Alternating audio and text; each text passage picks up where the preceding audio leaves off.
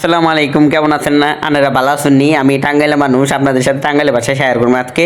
আজকে আমাদের বাড়ি আল্লাহকে আফতার দিবে, এই আফতারটা আজকে আপনাদেরকে শেয়ার করবো। আমি সিঁড়িতে হাঁটি হাঁটি পাতে করে উঠতেছিলাম, তো তখন আবার টুপিটা ঠিকঠাক আসলে করে একটু পোস্ট পাস করতেছিলাম। তারপরে আমরা উঠলাম, দেখি যে মানুষ দলে দলে নিচে নামতেছে আর উপরে উঠতেছে। ভাবলাম যে তার মনে শেষ হয়ে যাইতেছে, তাড়াতাড়ি চলে যাইতেছি। পরে ভাবলাম যে আধারের আগে তো কেউ খাইতে পারবো না। পরে অলরেডি আমরা আইসা বললাম, আসার পর দেখি যে এখানে অনেকে ইফতারের আয়োজন করা হয়েছে। এখানে প্যান্ডেল করা হয়েছে। প্যান্ডেল বলতে সাইডে বেড়া দেওয়া হয়েছে, যাতে অন্য বাসার ছাদের লোকরা যেন চোখ লাগাইতে না পারে, এই কারণেই দেওয়া হয়েছে।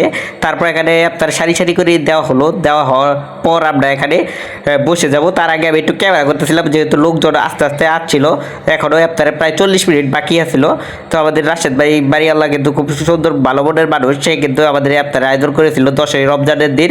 তো এই ভিডিওটা আমি পাবলিশ করতে অনেক দেরি করে ফেলাইছি। তারপরে আপনারা এদিকে গুটুট করে এবার জুম করে দেখতেছিলাম যে কী কী দিছে। অনেকের চোখে আবার নাও দেখতে পারে। তো আপনাদের মাঝে অনেক সুন্দর করে শেয়ার করতেছে, অবশ্যই ভিডিওটা লাইক কমেন্ট শেয়ার করে দিবেন। আপনাদের মাঝে অনেক সুন্দর করে কিন্তু আমরা এই উপস্থাপন করি। তো আস্তে আস্তে দেখি যে অনেকের লোক এসে পড়েছে। এসে পড়ার পর ভাবলাম যে আমি কোনটাতে বসবো, একটু ক্যামেরা করতেছিলাম যে কোনটাতে বেশি আছে। তো আমার একটু খাবার প্রতি একটু লোভটা বেশি। তারপর আমি একটু ক্যামেরা করলাম যে আমার খুবাটা যদি না দেখাই তাহলে আপনাকে কেমনটা লাগে। তাই আবার খুবাটা একটু দেখাই দিলাম। দেখি যে আশেপাশে চাচা আছে, যে চাচা হিসাবে শরবত ডালতেছে। তো শরবত কিন্তু অনেক মজার হয়েছিল, কিন্তু খাবারের আইটেমটা কিন্তু অস্থির ছিল। তো আপনারা দেখতে পারবেন যে কী কী খাবার আইটেম ছিল। সব কিছুই আমি এখানে শেয়ার করব। যারা এখনও ভিডিওতে লাইক কমেন্ট শেয়ার করেন নাই তারা অবশ্যই কিন্তু শেয়ার করে দিবেন।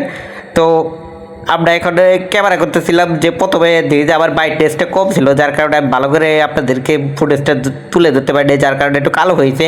পরে আমি ব্রাইটনেসটা বাড়িয়ে দিই। ব্রাইটনেসটা বাড়ানোর পর দেখি যে অনেকেই শরবত ডালতেছিল। শরবতে আস্তে আস্তে লোকজন আসছিল। কিন্তু প্রতি রমজান মাসে বাড়িওয়ালা কিন্তু আমাদের ছাদেই এইরকম বিশাল আয়োজন করে থাকে। তো এই আয়োজনটা কিন্তু অনেক সুন্দর হয়েছিল।